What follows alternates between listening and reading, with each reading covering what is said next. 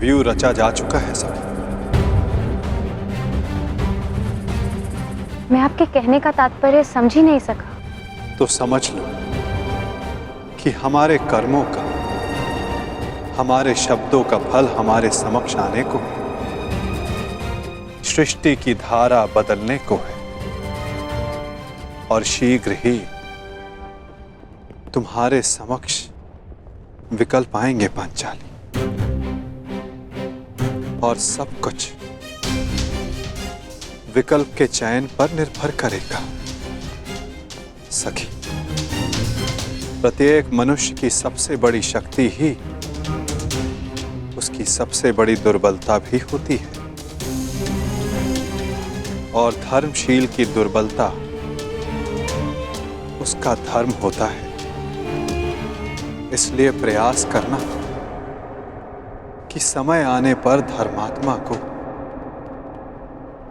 दुर्बल पड़ने से रोक सको।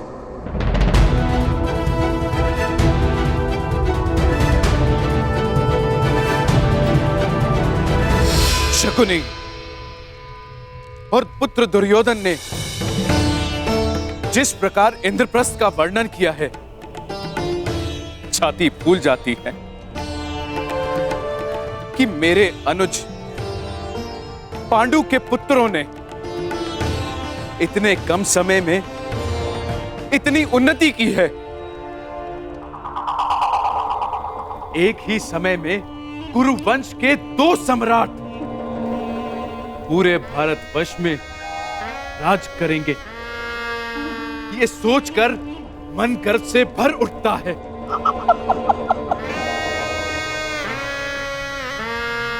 बस एक ही खेद है कि मैं गांधारी और ताचरी समेत अन्य सभी लोग इस राजसू यज्ञ में सम्मिलित ना हो पाए।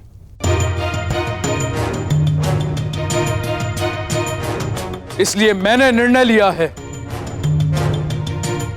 कि सभी पांडु पुत्रों को हस्तिनापुर में बुलाकर उनका सम्मान किया जाए।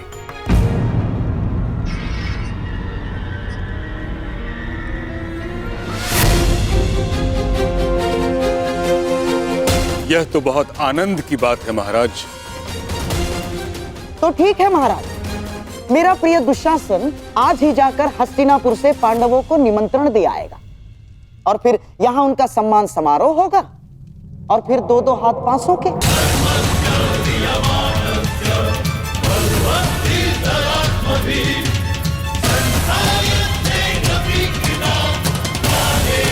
परंतु गांधार नरेश, सम्मान समारोह में युद्ध क्रीड़ा का क्या काम?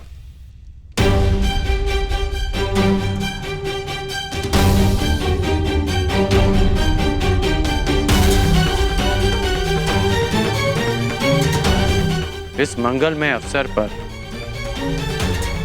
युद्ध क्रीड़ा जैसा धर्मी खेल क्यों? अंगराज बने अब समय ही कितना हुआ है महाबली कर्ण,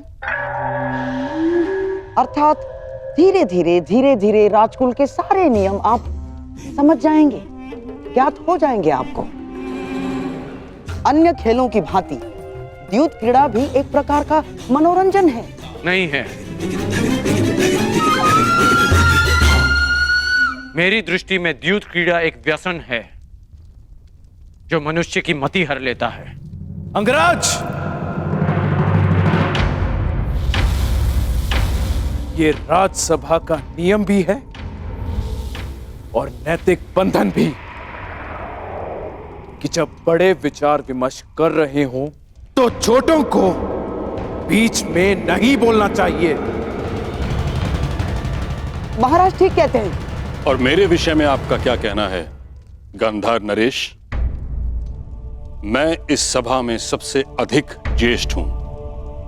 मेरा मानना भी वही है जो अंगराज का।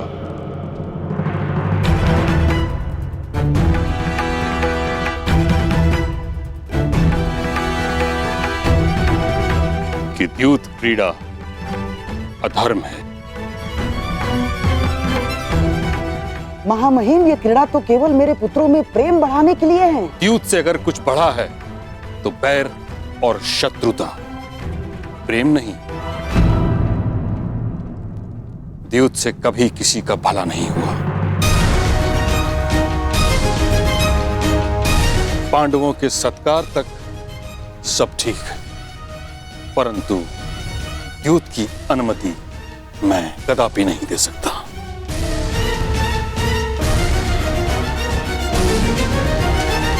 परंतु महामहिम, अतिथि का स्वागत और मनोरंजन उनकी रुचि के अनुसार ही तो होना चाहिए ना।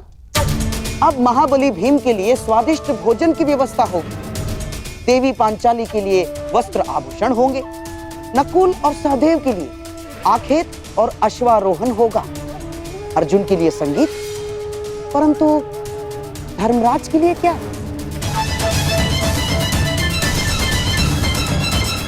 जिस सम्राट के सम्मान के लिए समारोह कर रहे हैं, उनकी तो केवल एक ही रुचि है, द्यूत, चौसर महाराज।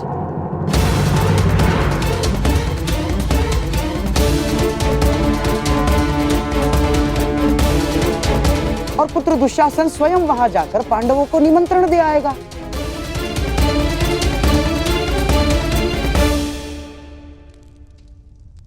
पांडव और कौरव साथ में खेलेंगे तो आपस का बैर भी समाप्त हो जाएगा। इसमें बुराई क्या है महामहिम? आपत्ति इस बात की है गंधार राज कि आपकी रुचि भी केवल दूध में है। बीते कल में हस्तिनापुर यह अनुभव कर चुका है कि जिस विषय में आपकी रुचि रही, उस विषय का परिणाम शुभ नहीं रहा।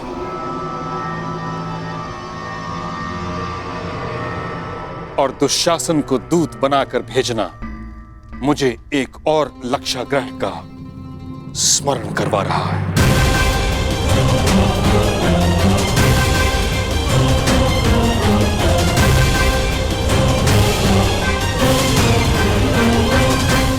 परंतु पितामह, इसमें समस्या क्या है?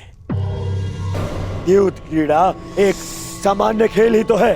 परंतु मेरा इतना विरोध होने के पश्चात भी द्यूत क्रीड़ा का इतना समर्थन असामान्य है दुर्योधन। बुराई यह है कि शास्त्रों में द्यूत को अधर्म कहा गया है।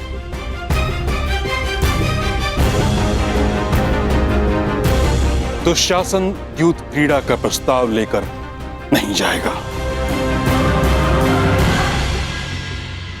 बड़ी विचित्र बात है महामहिम। एक भूल को क्या जीवन भर नहीं भूलेंगे आप? प्रायश्चित का एक अवसर नहीं देंगे? ठीक है, यदि आपको मेरा दुशासन को निमंत्रण लेकर भेजना षड्यंत्र लग रहा है, तो आप धर्मात्मा विदुर को निमंत्रण लेके भेज सकते हैं।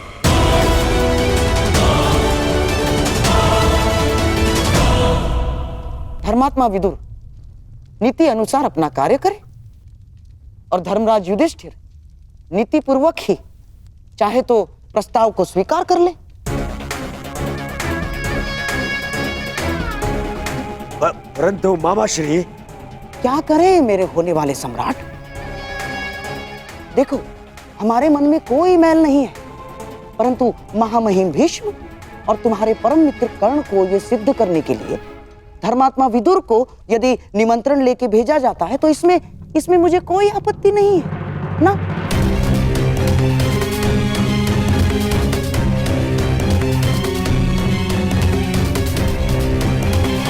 तो मेरा आदेश है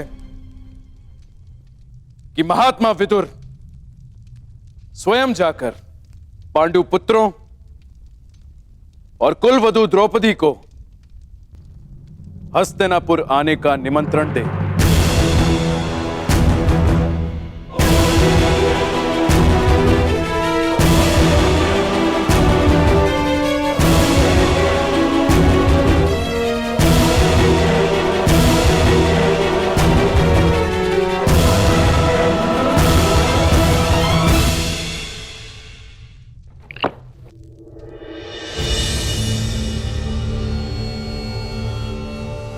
मामा श्री, आपने स्वयं विदुर को वहां जाने को क्यों कहा?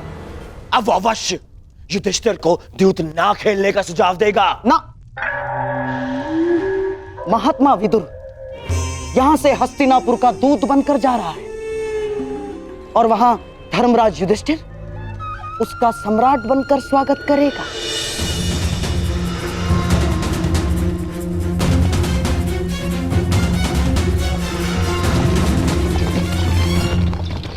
विदुर और धर्मराज दोनों की एक ही समस्या है दुर्योधन। दोनों महाधर्मशाली हैं और उनका धर्म उनकी सबसे बड़ी दुर्बलता है और वही हमारे लिए शक्ति बनेगी।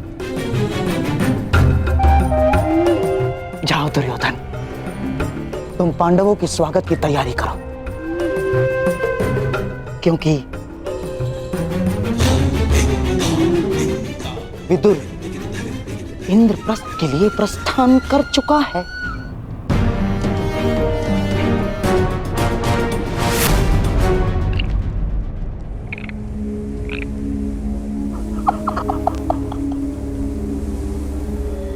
जब दो धर्मात्मा मिलकर बैठेंगे तो मंथन से केवल धर्म ही निकल कर आएगा।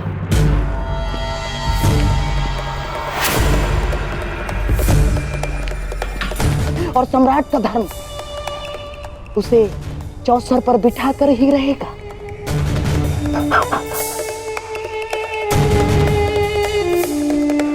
क्योंकि सम्राट युद्ध और द्यूत के निमंत्रण को कभी अस्वीकार नहीं कर सकता ना। और इसी प्रकार हमारी योजना में कोई बाधा नहीं डाल सकता। इंद्रप्रस्थ में आपका स्वागत है अंगराज कर्ण।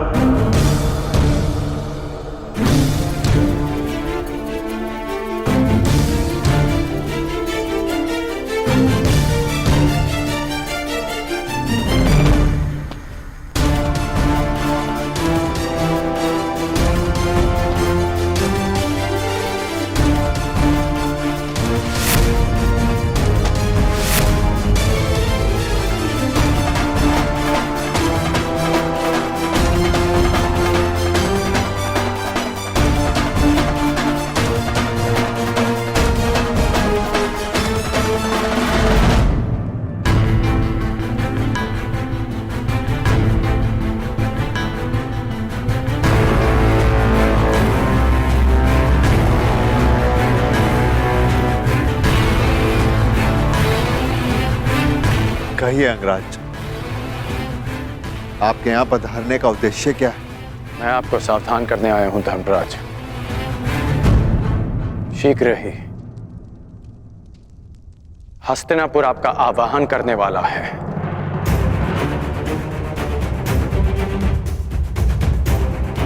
एक निमंत्रण आने वाला है।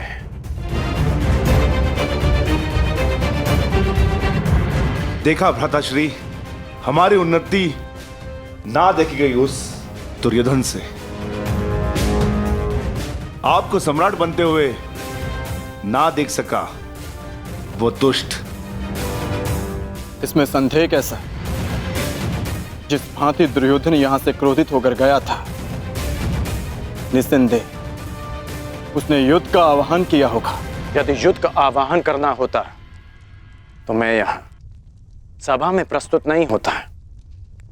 अभी तो युद्ध भूमि में तुम्हारी प्रतीक्षा करता है। अर्जुन, कर्ण महोदय को अपनी बात पूरी करने दो। अंगराज, किस निमंत्रण की बात कर रहे हैं आप? द्यूत निमंत्रण की। शीघ्र ही आपको द्यूत का बुलावा आएगा।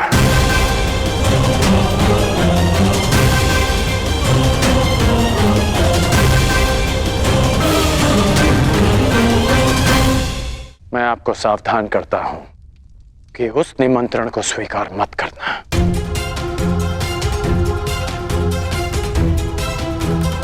क्योंकि मुझे संदेह है कि गांधार राज ये निमंत्रण आपके सम्मान के लिए नहीं, उस अपमान के प्रतिकार के लिए भेज रहे हैं। संदेह तो मुझे तुम पर हो रहा है। तुम तो हमें पराजित करना चाहते थे, फिर क्यों हमें चेतावनी देने आए हो? क्योंकि तुम्हारा शत्रु होने के साथ साथ मैं एक योद्धा भी हूं, जो तुम्हें युद्ध भूमि में पराजित करना चाहता है, युद्ध में नहीं। यदि योद्धा होने का इतना अभिमान है तो लाक्षागृह के समय कहां थे? तब हमें सावधान क्यों नहीं किया?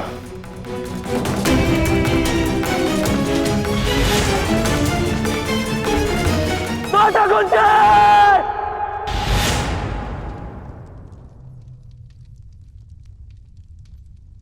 उस समय कुछ नहीं कर पाया, इसलिए इस समय प्रयास करने आया।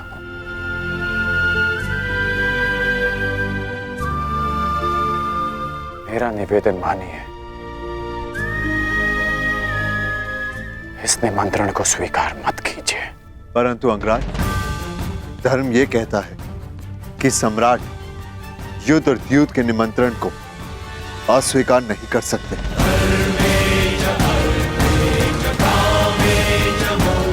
प्रत्येक मनुष्य की सबसे बड़ी शक्ति ही उसकी सबसे बड़ी दुर्बलता भी होती है, और धर्मशील की दुर्बलता उसका धर्म होता है। इसलिए प्रयास करना कि समय आने पर धर्मात्मा को दुर्बल पड़ने से रोक सको। मैं कुछ निवेदन करना चाहती हूँ सम्राट। आपकी सबसे बड़ी शक्ति आपका धर्म है, परंतु इसे अपनी सबसे बड़ी दुर्बलता मत बनने दीजिए। अंगराज ने ठीक कहा, कोई भी जुआ उसमें अधर्म का वास होता है। आप मत जाइए। ठहरो पांचाली।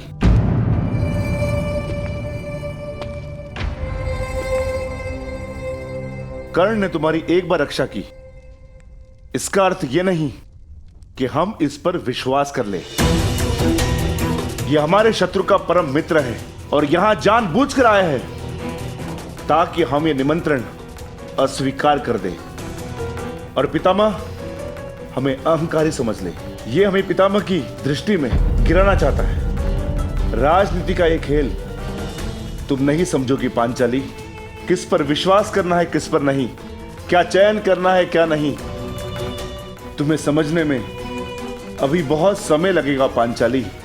चयन कैसे करना है ये मैं भली भांति जानती हूँ महाबली। यदि मैंने कोई और विकल्प चुना होता तो आर्य अर्जुन के अतिरिक्त आप सभी इस समय सन्यासी होते।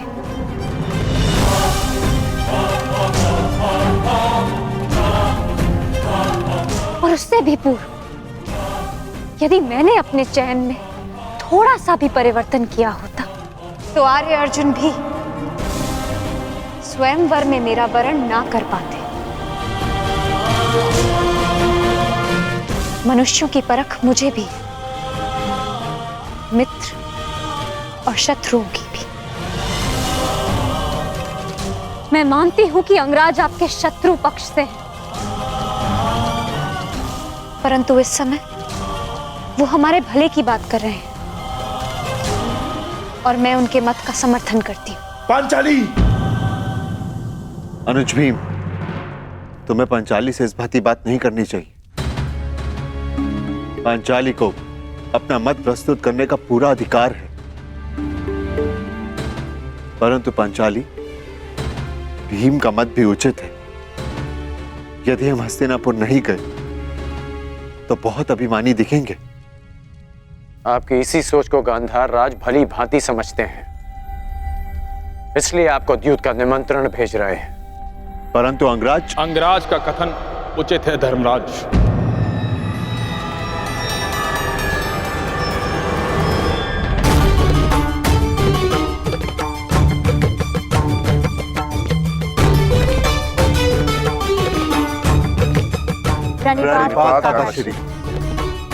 आयुष्मान भव। मैं वही निमंत्रण लेकर आया हूं जिसका वर्णन अंगराज कर रहे थे। मैं अंगराज का समर्थन करता हूं।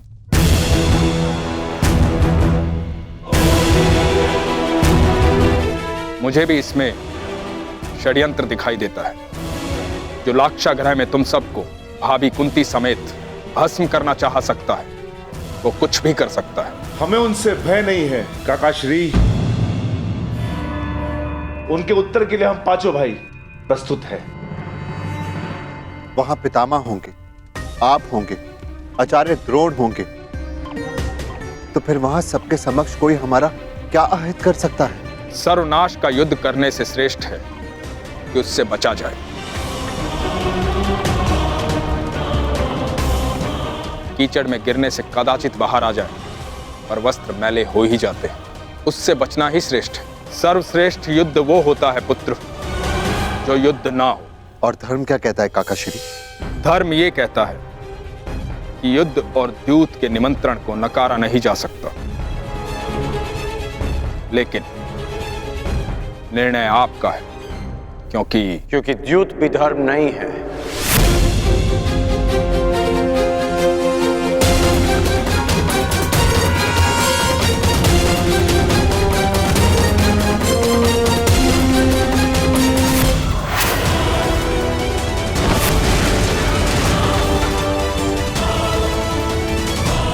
क्या हुआ मामाश्री? आप इतने क्रोधित क्यों हैं? क्या पांडवों ने द्यूत का आमंत्रण अस्वीकार कर दिया? नहीं दुशासन, पांडवों ने तो द्यूत का निमंत्रण स्वीकार कर लिया है, परंतु क्या मामाश्री? परंतु समझ में नहीं आता कि तुम्हारे भाई का परम मित्र कर्ण, इसे कैसे वश में करूं? जानते हो दुशासन, वो विदुर से पहले इंद्रप्रस्थ पहुंच गया उस युधिष्ठिर को यह समझाने कि वो द्यूत का निमंत्रण अस्वीकार कर ले। पांडवों की एक ढाल कृष्ण को शल्य के साथ युद्ध में फंसा दिया है मैंने, परंतु इस कर्ण का क्या करूं, जो हमारे ही विरुद्ध शस्त्र बनकर खड़ा हो गया है। जैस से बात करता हूं, वही समझाएंगे उस सूत पुत्र को। नहीं दुशासन, नहीं ना। दुर्योधन ने यदि कर्ण से बात की तो वो रुकेगा नहीं, उल्टा उसे यह संदेह हो जाएगा कि हम द्यूत क्रीड़ा में कुछ करने वाले हैं, तो फिर से हमारे मार्ग में वो कांटा बनकर खड़ा हो जाएगा। तो आप ही बताइए मामाश्री, क्या किया जाए? मैं कुछ कर सकता हूं? अवश्य दुशासन, तुम जाओ और पांडवों के सम्मान और सत्कार की तैयारी करो। हमारे प्रिय पांडव हस्तिनापुर पधार रहे हैं।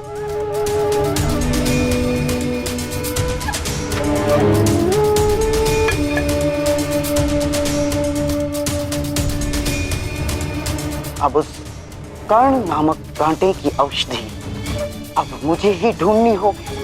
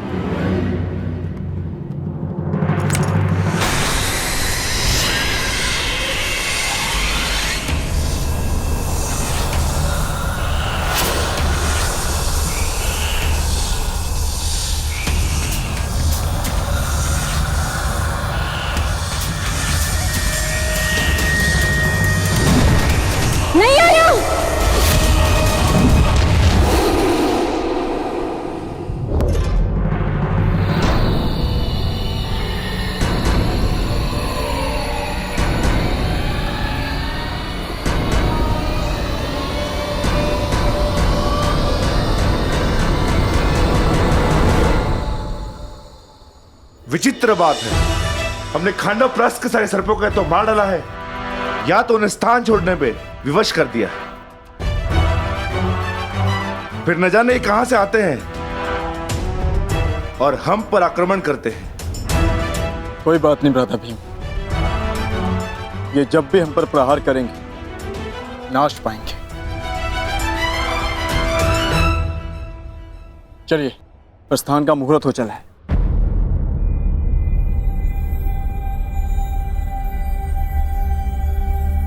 क्या हुआ पांचाली? अब तो सब कुशल है? नहीं आर्य अर्जुन, कुछ भी कुशल नहीं है। किसी भी शुभ कार्य के पूर्व सर्प हत्या बहुत ही बड़ा अपशगुन माना जाता है। मेरा मानना है कि हमें हस्तिनापुर की यात्रा टाल देनी चाहिए। जब तक हम 5 तुम्हारे साथ हैं, तुम्हें किसी भी बात से भयभीत होने की आवश्यकता नहीं है पांचाली। सब शुभ होगा। व्यू रचा जा चुका है सखी। हमारे कर्मों का, हमारे शब्दों का फल हमारे समक्ष आने को। मैं आपको सावधान करता हूं कि उस निमंत्रण को स्वीकार मत करना, क्योंकि मुझे संदेह है कि गांधार राज ये निमंत्रण आपके सम्मान के लिए नहीं, उस अपमान के प्रतिकार के लिए भेज रहे हैं। चले, प्रस्थान करें।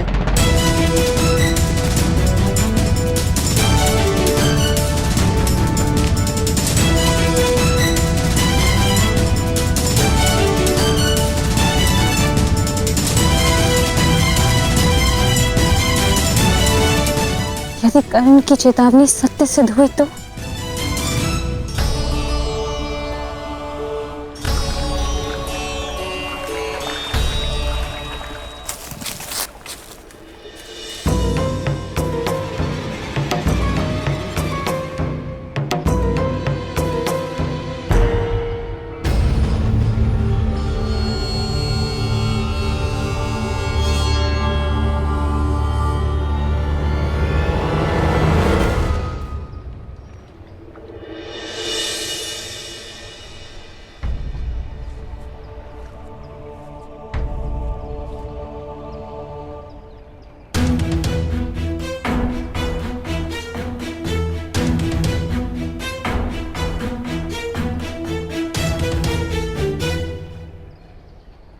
मैं जा रही हूँ कर्ण, परंतु जिस प्रकार एक दीपक के बुझ जाने से प्रकाश नहीं मरता, एक फूल के मुरझा जाने से उपवन नहीं मरता, उसी प्रकार एक सहयात्री के तुम्हारे जीवन से चले जाने से तुम्हारी यात्रा समाप्त नहीं होगी।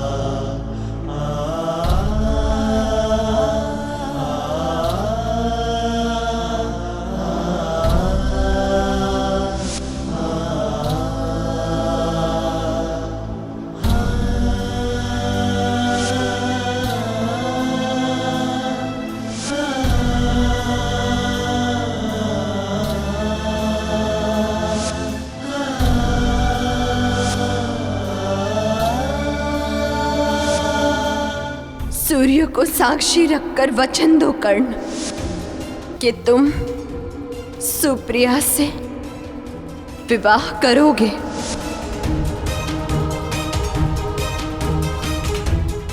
इस बार कुछ मत मांगना। मैंने जब भी कुछ मांगा है कर्ण, हमेशा तुम्हारा कुशल मंगल ही मांगा है, और इसी कुशल मंगल के लिए मैं प्रतिदिन सवेरे छुपकर तुम्हें आर्घ्य देते देखती थी।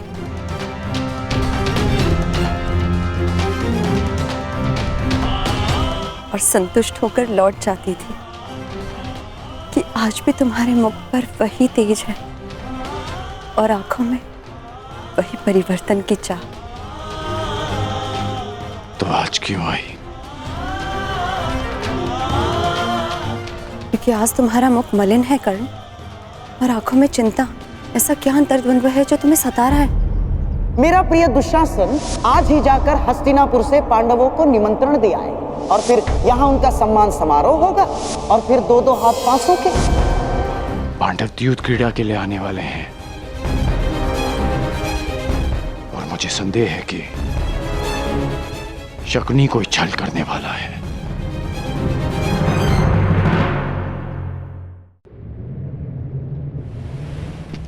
मामाश्री, पांडव कुछ ही समय में हस्तिनापुर पहुंचने वाले हैं।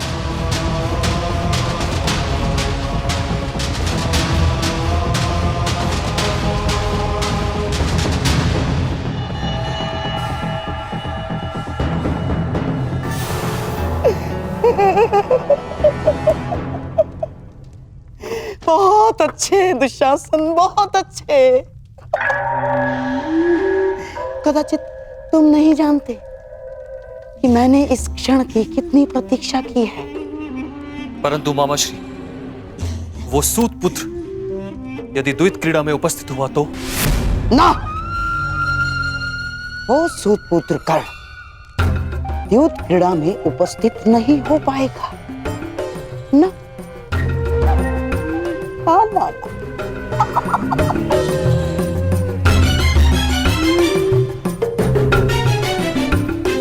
क्योंकि उसे रोकने की व्यवस्था मैंने कर दी।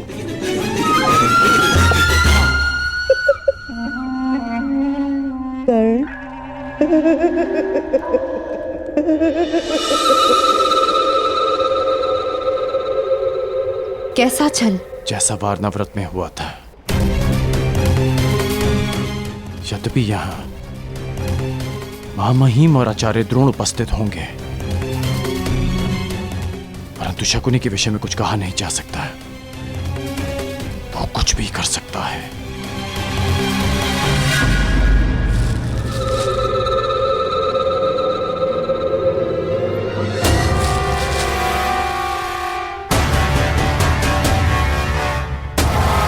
क्या हुआ कर्ण?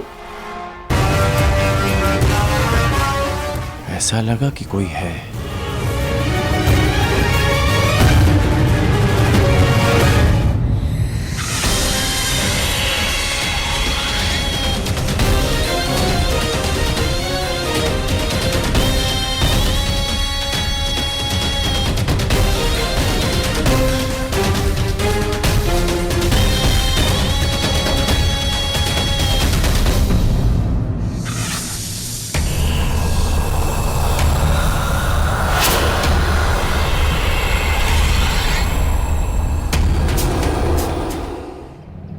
बताओ रुशाली कि मैं क्या करूं? जो तुम्हारा लक्ष्य है, परिवर्तन, और परिवर्तन छल कपट से नहीं होता कर्ण, सत्य और साहस से होता है। और कभी कभी इसका प्रारंभ अपनों से, अपने मित्रों से भी होता है। और यदि तुम्हें लगता है कि तुम्हारा मित्र कोई अनुचित कार्य कर रहा है, तो तुम्हारा धर्म है उसे रोकना, क्योंकि यही परिवर्तन की मांग है।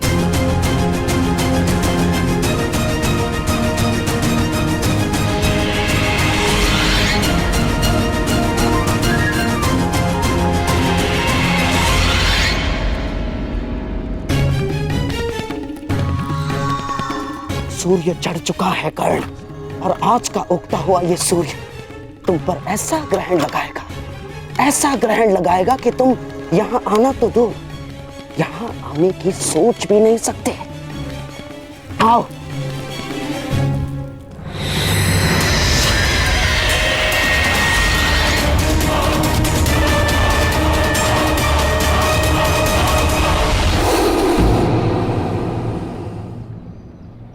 क्या हुआ? वो पुष्प देखो कर्ण, देखो उसे। जिस भांति ये कांटों के बीच रहकर भी सुगंध देते हैं, उसी भांति तुम्हें बुरे लोगों के साथ रहते हुए भी सत्य की सुगंध फैलानी है, प्रयास करने होंगे। तुम ठीक कह रही हो रुशाली।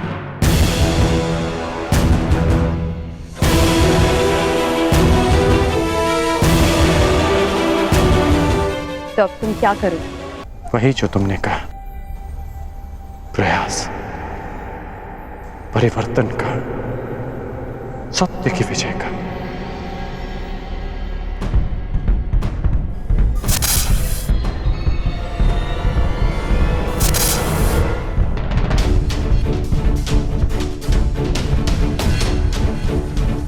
लगता है पांडवों का आगमन हो चुका है। हस्तिनापुर के द्वार पर उठा यह नाद इसका संकेत है। मुझे अपना कर्तव्य पूरा करने जाना होगा रुशाली। धन्यवाद रुशाली, मुझे मार्ग दिखाने के लिए। कुछ बातें और कुछ नाते कभी नहीं बदलते।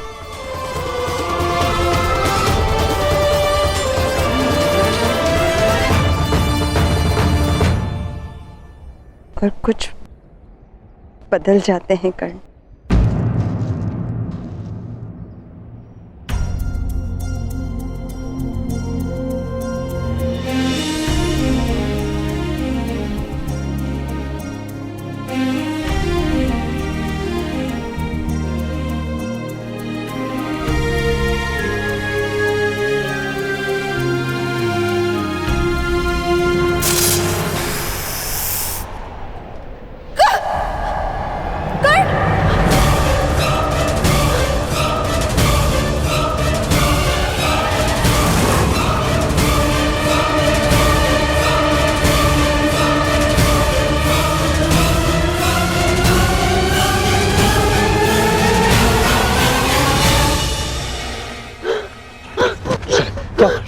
रुशाली आंखें खोलो, क्या हुआ?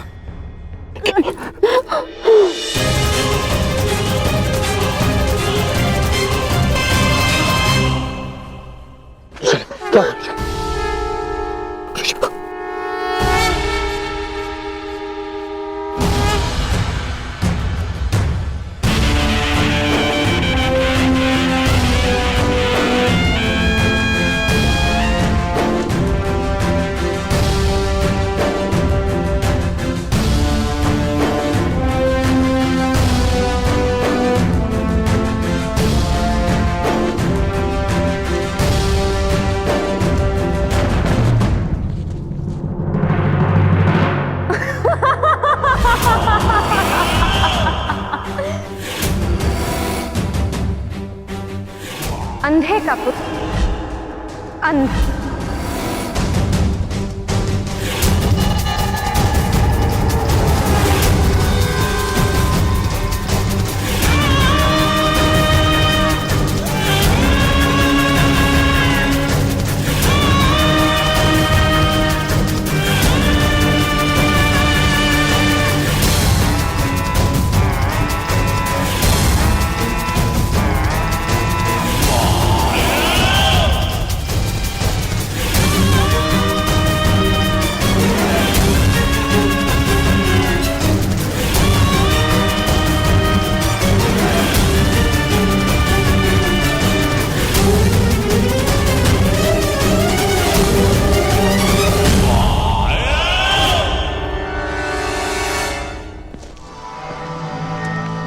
सही समय और सही मुहूर्त मेरे होने वाले सम्राट।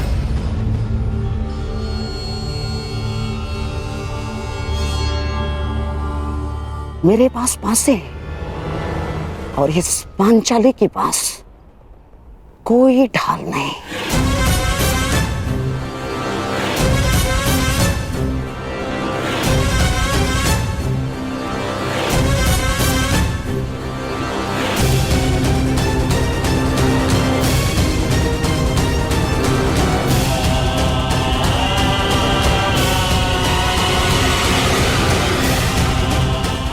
मेरे और तुम्हारे वस्त्रहरण के मध्य कर्ण नामक केवल एक ही बाधा शेष थी।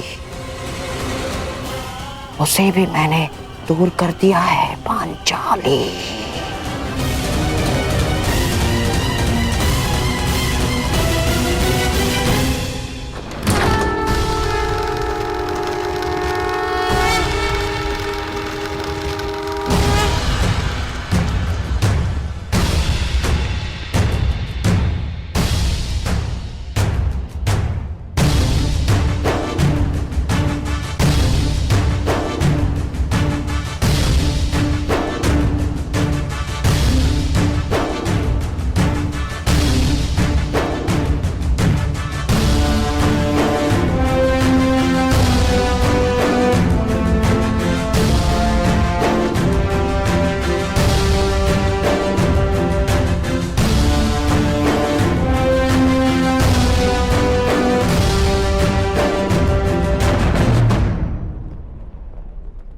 स्वागत है तुम सबका।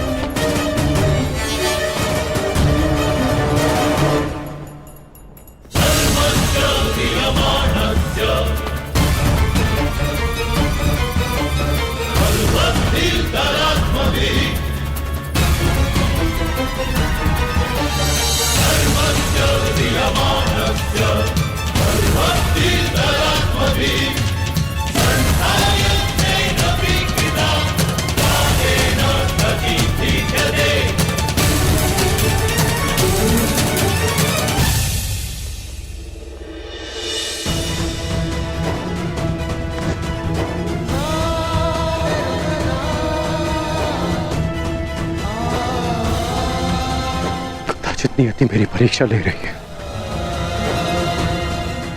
या तुम और वहां पांडव। अगर मैं इस परीक्षा में खरा उतरूंगा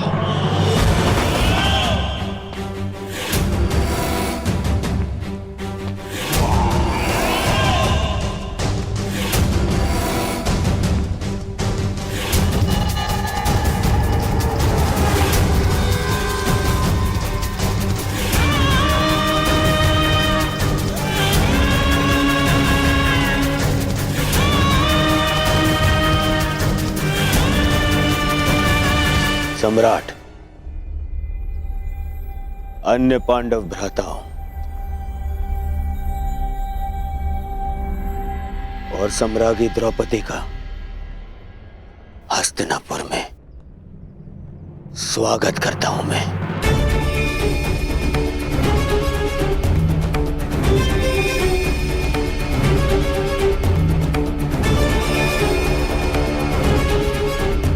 इंद्रप्रस्थ में आपने स्मरणीय आतिथ्य किया।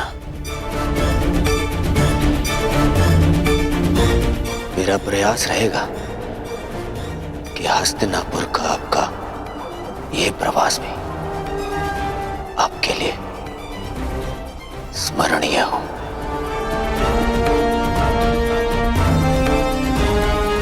आशा है कि सम्राज्ञी को अपना स्वागत अपने गरिमा के अनुकूल लगाओ। यद्यपि ये आया महल नहीं है, परंतु सचेत रहिएगा। हर महल का अपना एक माया जाल होता है। वो जाल यहां भी हो सकता है।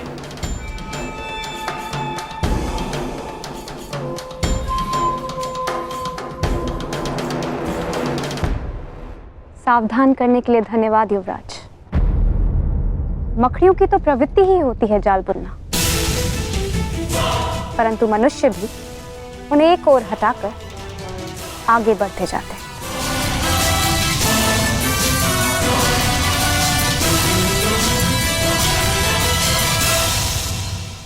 इतना गर्व, इतना अभिमान। देखते हैं इंद्रप्रस्थ जाते समय कितना गर्व और कितना अभिमान लेकर जाएंगे आप?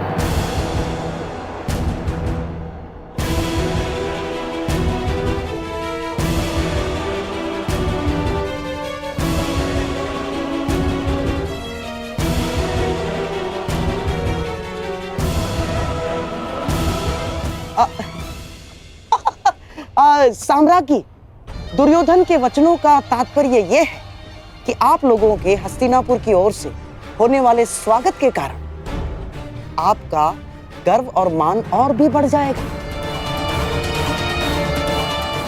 आपके स्वागत में ये उत्सव तो कुछ भी नहीं ना। भीतर चलिए, आश्चर्यचकित रह जाएंगे सारे के सारे। आइए आइए।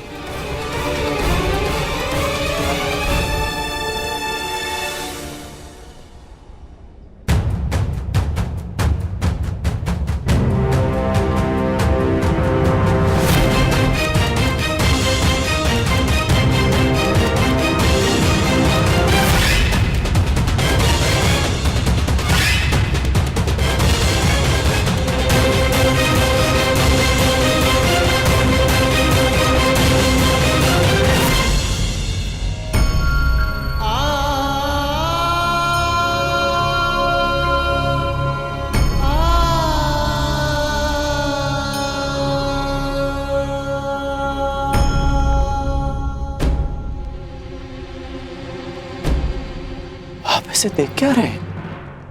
वृषाली का उपचार प्रारंभ कीजिए ना। उपचार लक्षण देखकर किया जाता है कर्ण। इसके लक्षण बता रहे हैं कि इसे किसी साधारण नाग ने नहीं डसा। अर्थात इसे किसी महाविषधर इच्छाधारी नाग ने डसा है और उसका केवल एक ही उपचार है, और वो उपचार ये है कि वो नाग स्वयं आकर वृषाली के रक्त से अपना विष लौटा ले।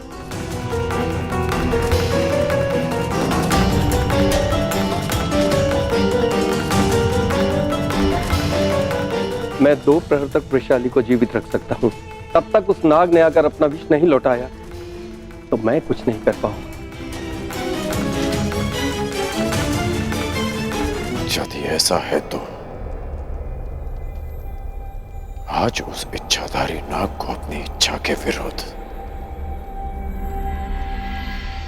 वृषाली का विष हरना होगा।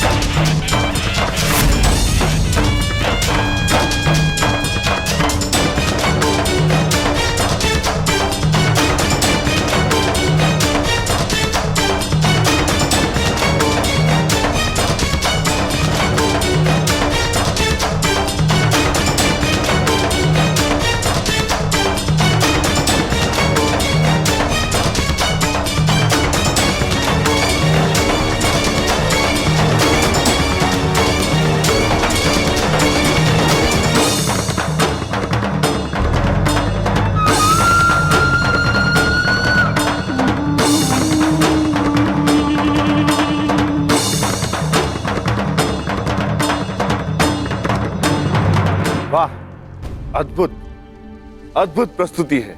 आनंद आ गया। भीम, आनंद आ रहा है ना? अभी तो बहुत आनंद आना शेष है। अगली प्रस्तुति जो तुम्हारे समक्ष होगी उसे जीवन भर नहीं भूल पाओगे तुम। हाँ?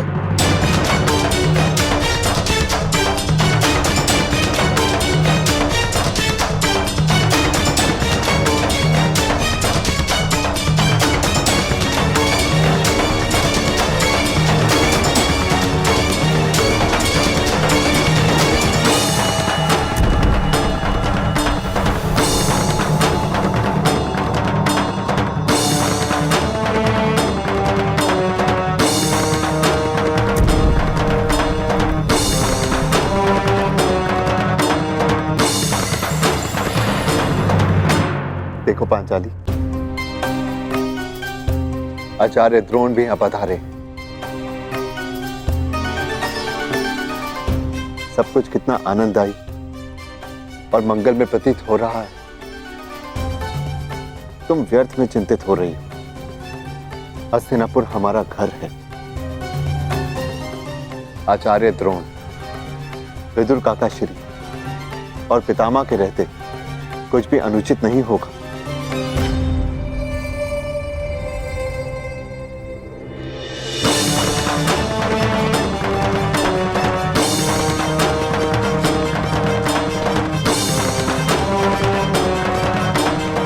ये क्या है मामा?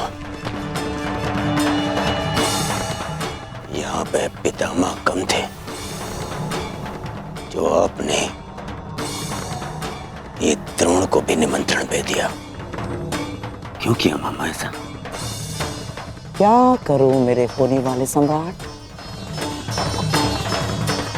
महामहिम के साथ रहते रहते उनके कुछ गुण मेरे भीतर भी आ ही गए हैं। अब उन्हीं के भांति तुम्हारा ये मामा अपना प्रण पूर्ण करेगा।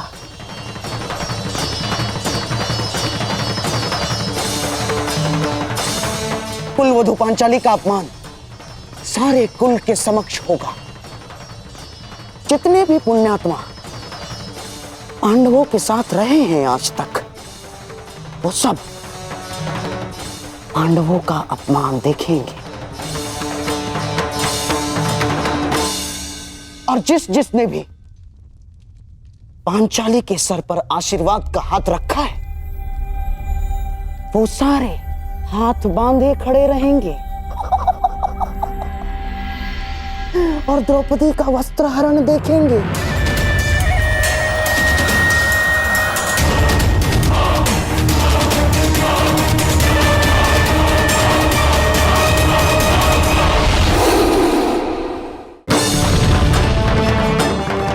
एक यज्ञ युधिष्ठिर ने किया था ना, तुम्हारा अपमान करने के लिए है?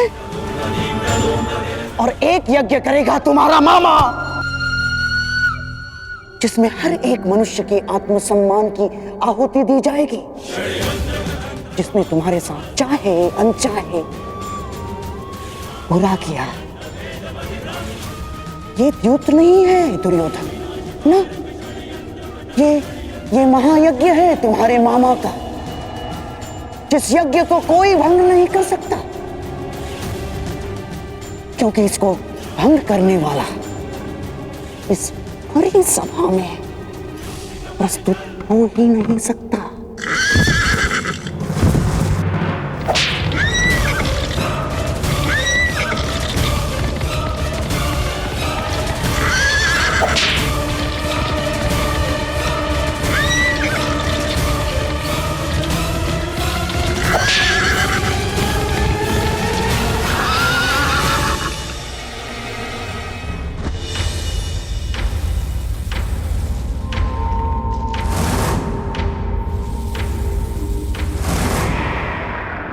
मैं आवाहन करता हूं कि जिस इच्छाधारी नाग ने ऋषाली को डसा है, वो अभी इसी समय मेरे समक्ष प्रस्तुत हो और चलकर ऋषाली के रक्त से अपना विष हर ले। अन्यथा वो अपने नाश का स्वयं उत्तरदायी होगा।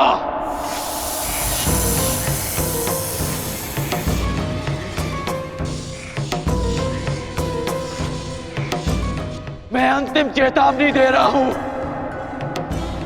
अन्यथा स्वयं के साथ साथ वो अपने कुल के नाश का कारण भी स्वयं होगा।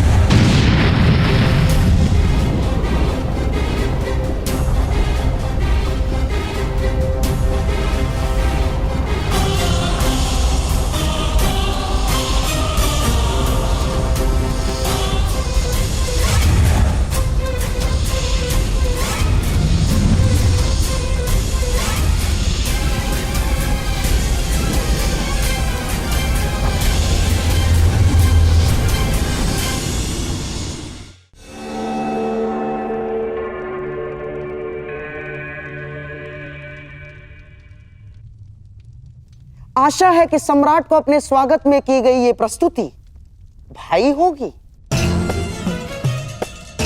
और विश्वास है कि उन्हें अगली प्रस्तुति और भी श्रेष्ठ लगेगी।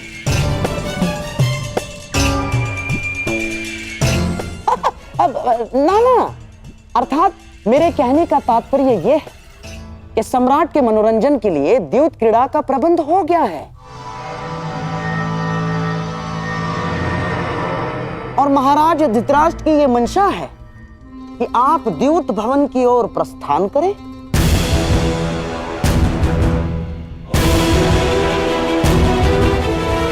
व्यथित ना हो, सब शुभ होगा। आओ।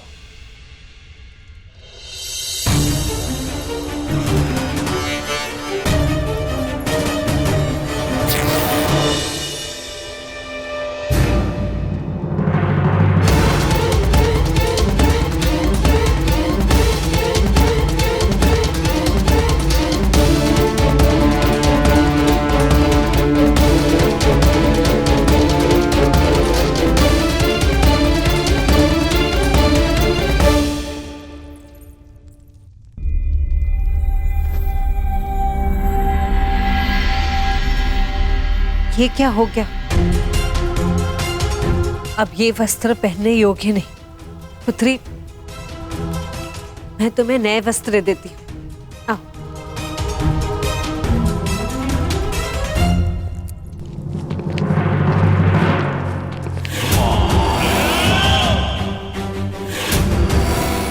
आज जितने चाहे वस्त्र दे दो इसे, सब हार लिए जाएंगे। आज सभा में वस्त्रहीन की गई द्रौपदी भविष्य में वस्त्र पहनकर भी कभी किसी से दृष्टि नहीं मिला पाएंगी।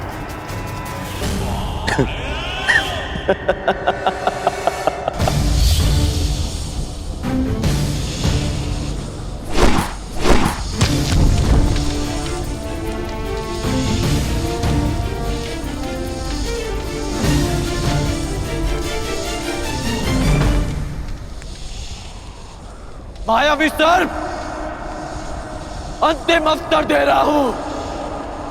यदि तुम प्रस्तुत ना हुए तो मैं तुम्हारे सारे कुल की बलि चढ़ा दूंगा। संसार से सब जाति विलुप्त हो जाएगी।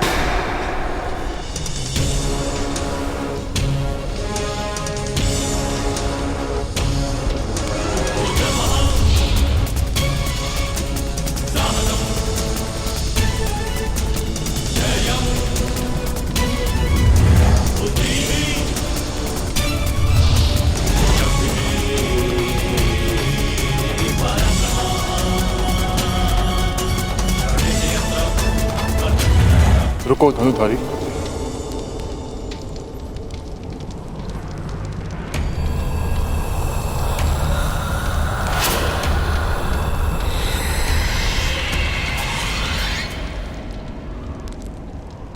मेरे किए का दंड मेरे कुल को क्यों दे रहे हो?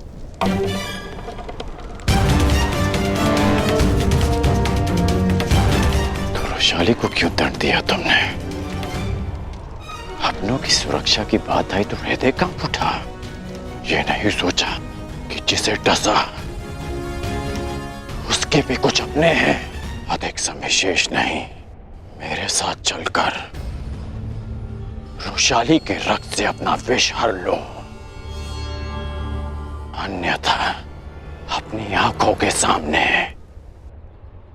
अपने कुल का विनाश देखो।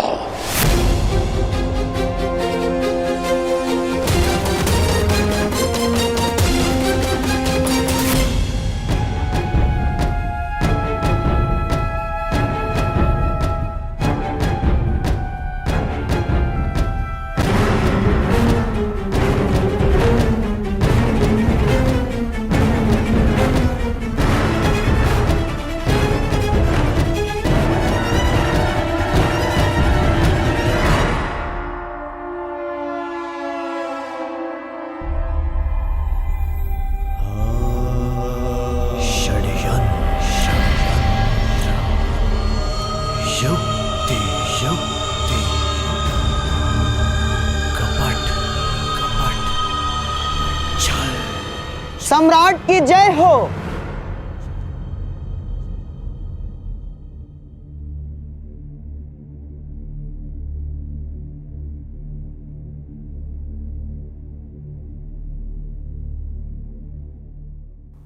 हस्तिनापुर की ओर से मैं शकुनी आपका स्वागत करता हूं। सम्राट ने राजसूय यज्ञ में सारे आर्यव्रत का सत्कार किया। आज हम भाग्यशाली हैं कि इंद्रप्रस्थ के सम्राट युधिष्ठिर का सत्कार कर रहे हैं। हस्तिनापुर साक्षी बनेगा दो भाइयों के बीच खेले गए इस युद्ध का। इस सभा में उपस्थित प्रत्येक व्यक्ति इस भव्य सत्कार को कभी भूल नहीं पाए। तो प्रस्तुत है आज तक के इतिहास की सबसे बड़ी, सबसे रोमांचक, मनोरंजक द्यूत क्रीड़ा। ऐसा खेल ना इससे पूर्व कभी खेला गया है, ना कभी खेला जाएगा। हम सबके जीवन का ये सबसे बड़ा खेल होगा।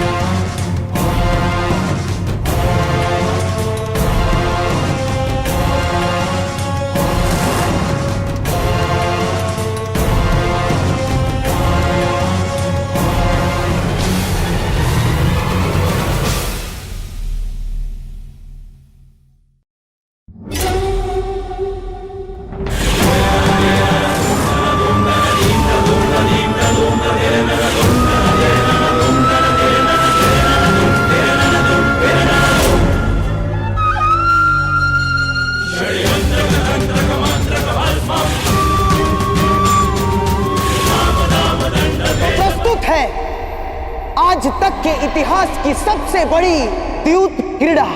हम सबके जीवन का ये सबसे बड़ा खेल होगा।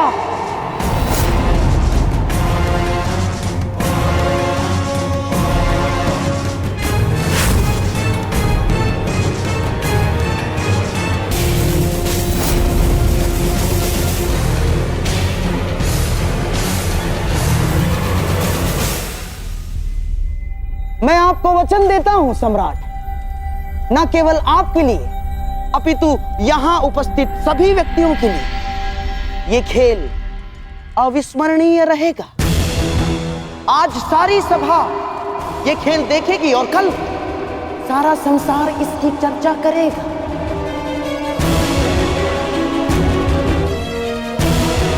और ये इतिहास भी कभी नहीं भूलेगा, और ना ही भूलेगा द्रौपदी का अपमान।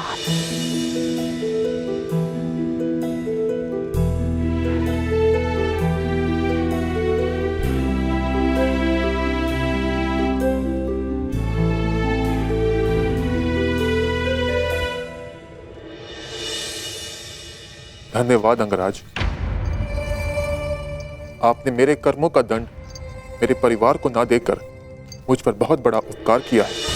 मैं आपको वचन देता हूँ कि युद्ध के दौरान मेरा आह्वान करने पर मैं आपके बाण पर बैठूंगा, और जिस शत्रु पर भी आप मेरा संधान करेंगे वो जीवित नहीं रहेगा। अब मुझे आज्ञा दें। रुको अश्वसेन,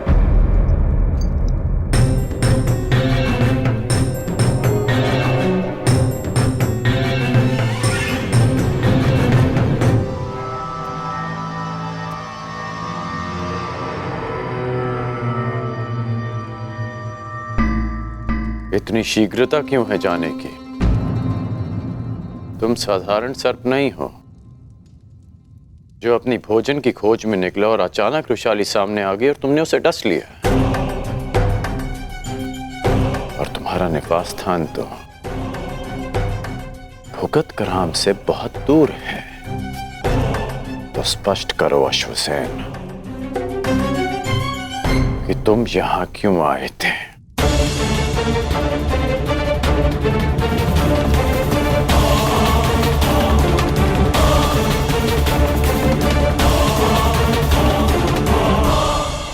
कहीं तुम्हें शकुनी ने तो नहीं भेजा? आइए सम्राट, पधारिए, अपना स्थान ग्रहण करके मुझ पर अनुग्रह कीजिए।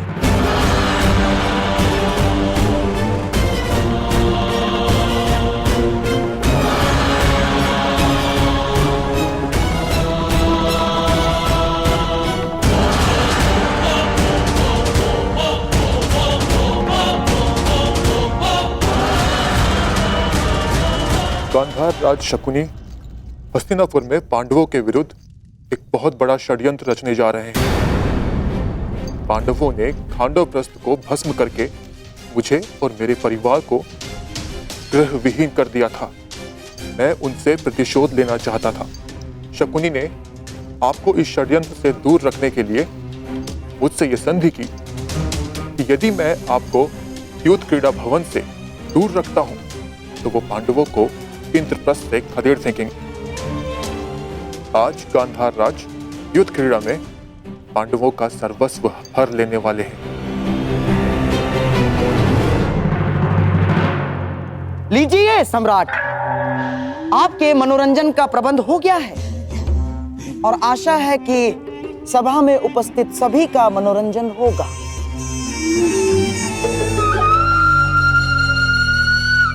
शकुनी,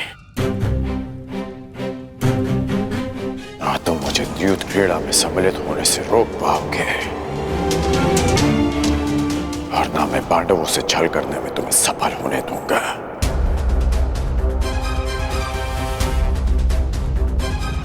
यदि पांडवों को पराजय मिलेगी तो वो युद्ध भूमि में, युद्ध में नहीं। मैं मेरे मित्र दुर्योधन का नाम इतिहास में कलंकित नहीं होने दूंगा।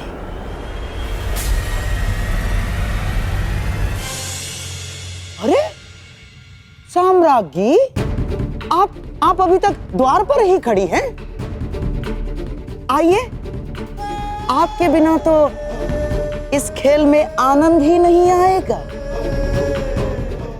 आइए ना। मेरे कहने का तात्पर्य यह है कि आप भी इस खेल का आनंद उठाइए। आओ मेरे भांजो, भीम, नकुल, सहदेव, धनुर्धारी अर्जुन, आओ, पधारिए, पधारिए।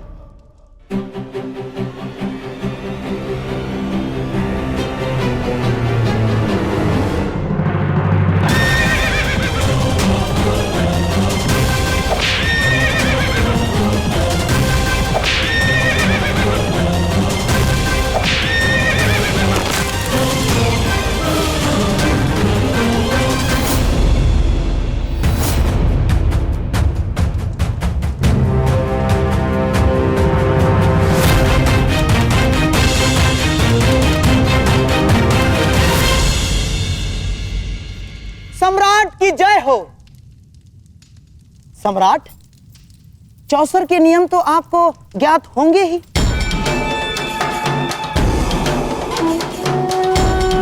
क्योंकि आप तो चौसर के सर्वश्रेष्ठ खिलाड़ी हैं। परंतु हां, यहां उपस्थित सभी माननीय सभासदों में से कुछ चौसर के नियम नहीं जानते होंगे। इसीलिए प्रारंभ से पूर्व मैं एक बार फिर नियम समझा देता हूं।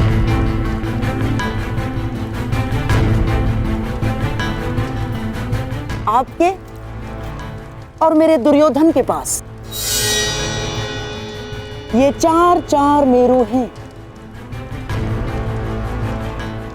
अपने अपने घरों में आपके पास से जितने अंक फेंकेंगे उतने ही घर आपके ये मेरू आगे बढ़ेंगे। और फिर चौसर के केंद्र का एक चक्र पूर्ण करने के पश्चात ये मेरू चला जाएगा दुर्ग में, जिससे सारे मेरू सबसे पहले इस दुर्ग में जाएंगे। वो होगा इस पारी का विजेता।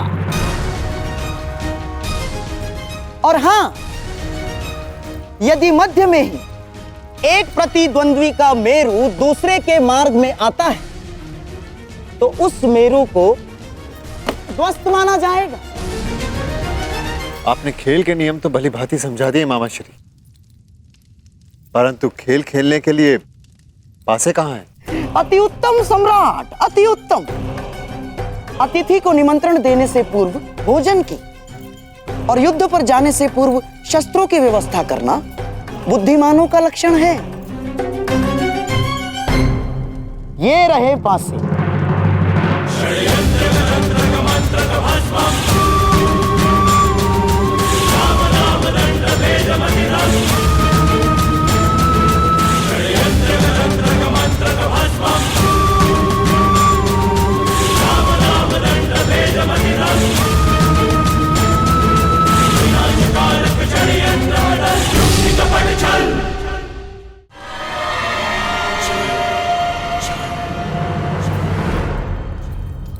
ये लीजिए सम्राट, नूतन, नवीन, अभी तक एक बार भी फेंके नहीं गए, विशेष रूप से आज के खेल के लिए निर्मित हैं। अब आप अतिथि हैं और सम्राट भी, इसीलिए आज के खेल का पहला पासा आप फेंकेंगे।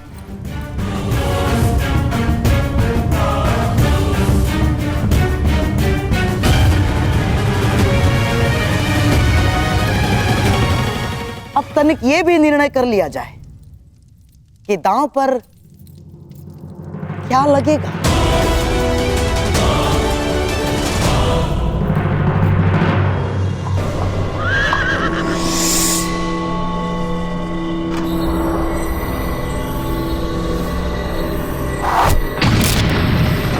यदि सम्राट की आज्ञा हो तो पहला दाव 1-1 सहस्त्र स्वर्ण मुद्राओं के लिए हो।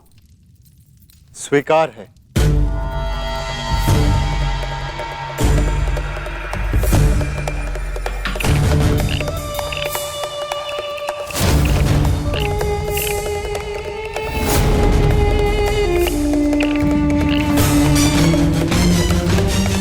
धैर्य सम्राट।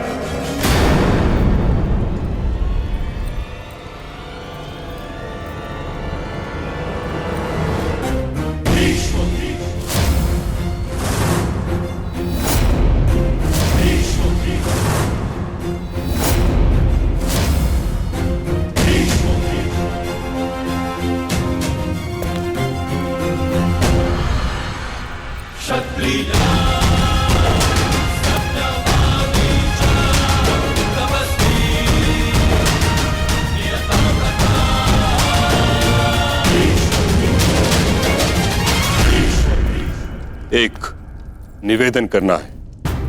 आपका आदेश आज्ञा करना है पितामह, और मेरा पालन करना। आदेश दीजिए।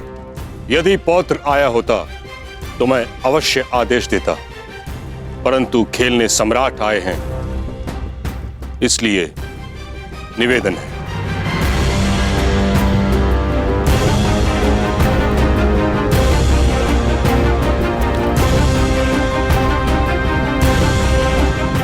आप ज्ञानी हैं, जानकार हैं, जानते ही होंगे कि जहां वट वृक्ष न हो वहां आनंद के वृक्ष को पवित्र मानकर पूजा की जाती है। जहां गंगा न हो वहां अंजलि में जल लेकर उसे गंगा मानकर आचमन किया जाता है। उसी प्रकार हाथ में पासे लेने से द्यूत पूर्ण माना जा सकता है। यह प्रतीक यदि धर्म पर लागू हो सकता है तो अधर्म पर भी होना चाहिए। इसलिए मेरा आपसे निवेदन है, इस क्रीड़ा से उठिए और इस समारोह को संपन्न समझिए।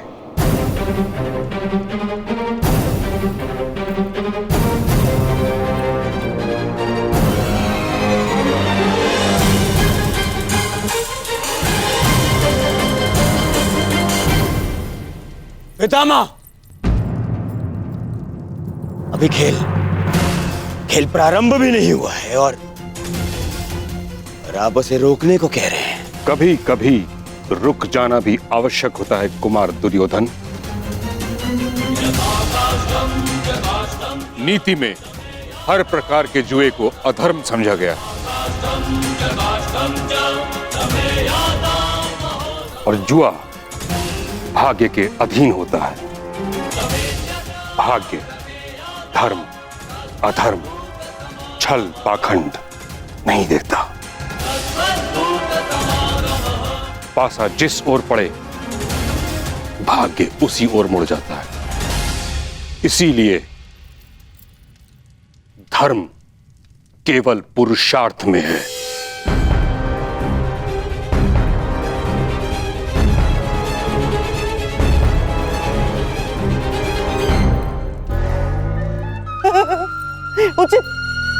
उचित कहां महामहिम, परंतु युद्ध के भांति द्यूत भी पुरुषार्थ माना गया है। जो द्यूत को पुरुषार्थ माने मैं उसे पुरुष ही नहीं मानता गंधार राज।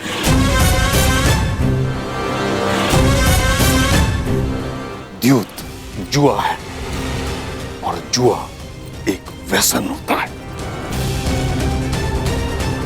जिसका अंत पतन ही होता है।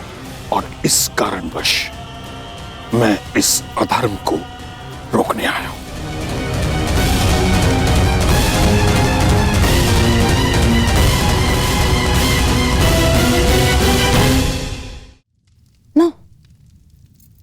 नहीं महामहिम, अब आपसे विवाद कर सकने का ज्ञान मुझ में तो नहीं, परंतु इस सभा में स्वयं सम्राट युधिष्ठिर से बड़ा धर्म का मर्मज्ञ कौन है?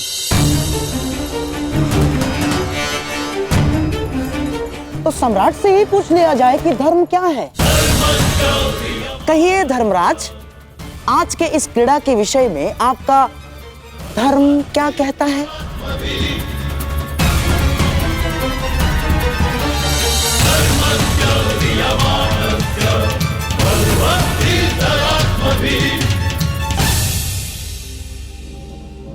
आह्वान किए जाने पर प्रस्तुत होना और चुनौती पाकर उसका उत्तर देना एक क्षत्रिय का धर्म है पितामह। तो क्या इसका अर्थ मैं ये समझूं युधिष्ठिर कि तुम्हारी दृष्टि में भी द्यूत धर्म है? मैं केवल इतना जानता हूं पितामह, जब तक आपकी दृष्टि यहां पर है तब तक यहां पर कोई अधर्म नहीं होगा। अद्भुत अद्भुत वचन सम्राट, अद्भुत। गंगा पुत्र भीष्म, गुरु द्रोण, महामंत्री महाज्ञानी विदुर के रहते अधर्म हो ही नहीं सकता। गंधार राज, आचार्य द्रोण, मैं और विदुर, हम तीनों के अतिरिक्त अन्य लोग भी राज्यसभा में हैं। महामहिम, मैं आपका संकेत समझ गया। यदि आपको ऐसा लगता है कि यहाँ अधर्म होगा तो उसे रोकने के नियम क्यों नहीं बना लेते आप? हाँ पितामह, मैं चुनौती स्वीकारने के अपने धर्म का पालन करूंगा। आप वो नियम बताएं जिसे अधर्म को वश में किया जा सके।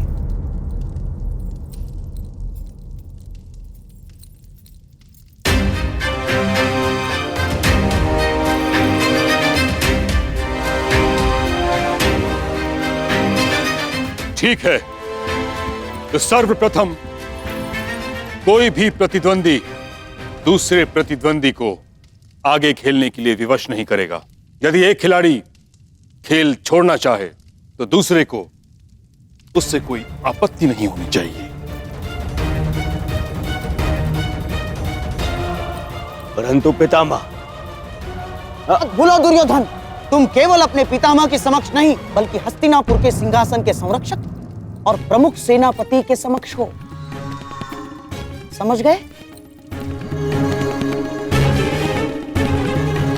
स्वीकार है महामहिम। और कोई नियम? कोई भी प्रतिद्वंदी केवल वही वस्तु या संपत्ति दांव पर लगा सकता है जिसका वो स्वयं अधिकारी हो। पितामह, कैसे कड़े नियम है? आप खेल खेलने देना चाहते भी हैं या नहीं? मैं तो पहले से ही इस खेल के विरुद्ध था, परंतु तुम अगर नियमों का पालन नहीं करना चाहते तो इस क्रीड़ा को समाप्त समझो।